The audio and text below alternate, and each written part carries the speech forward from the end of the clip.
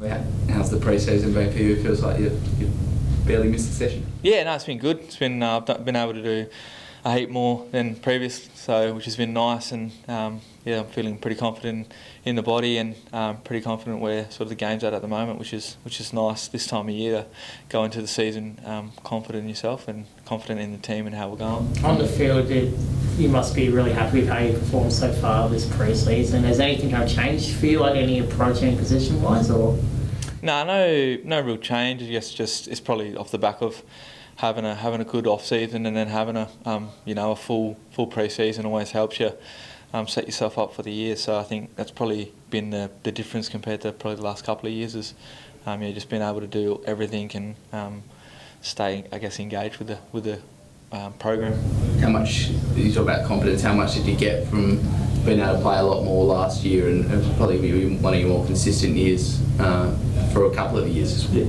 Yeah, I was just like being able to be out there every week, and that's probably where you get your confidence. If you're playing and training every other session, then you just get confidence off of that. So that's been the main one, and it's been good so far. So I'm just looking to get forward to the season and get started. What's the biggest difference making? You talk about the fact you've had a pre-season this time as opposed to previous years. Is it a fitness thing? Is it a touch thing? What will be the biggest impact for you come round one, do you think? Nah, I think it's a bit of both. Like, so you obviously you probably don't have the base that you would if you're doing everything. So and then you sort of the touch is just probably I don't know if it's a bit of a mind thing as well, but at least when you've done everything, you sort of know I've done everything I can to be right for the season and ready to go. So I think it's a bit of both. Yeah. The season starts tomorrow, but you have to wait an extra week. How do you kind of approach it, given that Collingwood are going to get a game this weekend?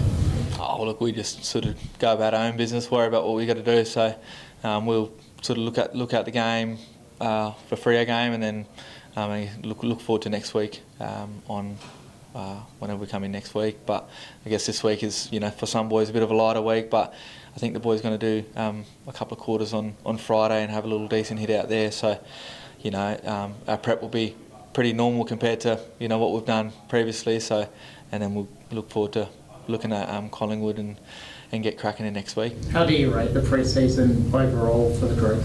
Yeah, I think it's been a pretty good pre-season. It's been a challenging one as they always are, but I think we're in a really good spot. We've had 2 pretty good practice games, which has been nice, and the boys are all pretty keen to go. How much of has it been the way that the season ended last year in finals? Has that been driving the group, or have you kind of put that back? Yeah. Nah, definitely. It's we ended on a pretty bad note last year, and we was very disappointed in how it finished after a very good home and away season. So it's definitely drove the group to in that off season to come back ready to go and then attack the pre-season. So it's definitely been a driving force, I guess, to get us ready for this season. What are the signs that you've seen that you are going to bounce back after the way the season ended?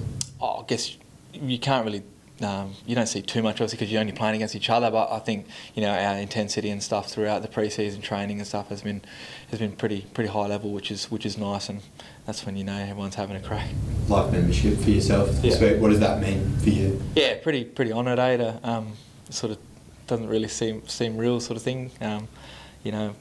As a kid growing up and supporting this footy club, it's pretty surreal that now I'm a life member of the club. So I'm pretty proud and. We all know what happened with Isaac Rankin at the end of the season. Obviously, he's got the hamstring he's dealing with at the moment. What have you noticed from him this pre-season? Is there a bit of a fire in the belly for him?